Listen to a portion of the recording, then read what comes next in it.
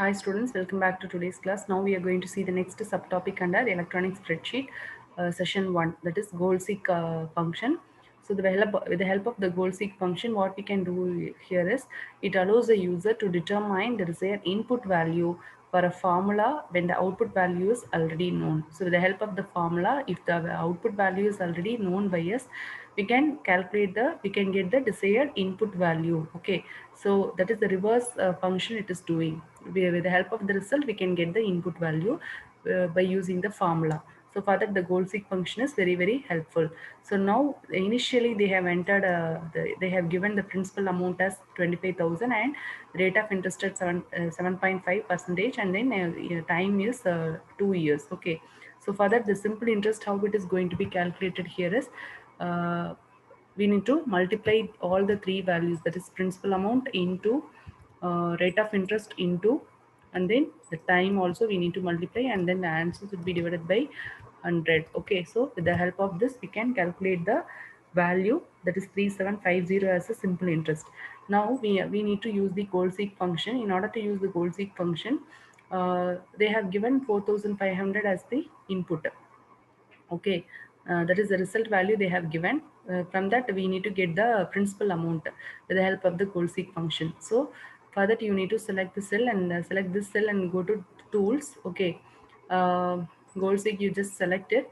So the formula cell is we have used the formula cell, this one. Okay, and then target value is what we need to get. A target value as 6,000. So in the same formula cell 6,000 we are going to use as a target value, and in which cell we want to have the variable value, that is a value where need to be changed. Okay, input value where we are getting, so that cell address we need to enter here. So that cell I have selected, that is principal amount. We want to know if the SI amount is 4,500, means sorry, not 6,000.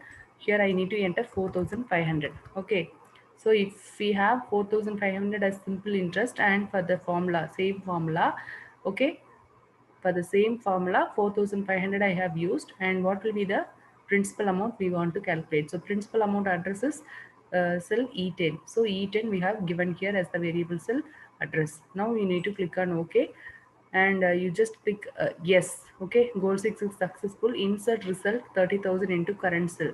So in the current cell we need to insert the cell. Yes, okay, so now 4,500 here as I updated with 4,500, and the principal amount will be now 30,000. So we need to have 30,000 as a principal amount if we want to get the simple interest as 4,500 means. So this is the use of the goal seek function. If you change the principal amount as simple interest as 6,000, and what will be the principal amount we will get, so that again we will do it.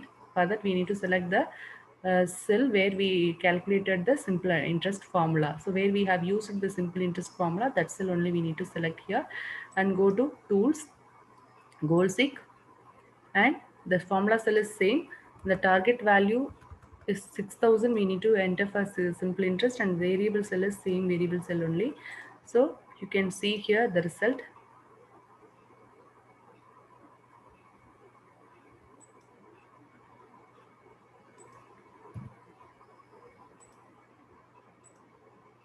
See tools, goal seek, formula cell is same, and target value is 6,000.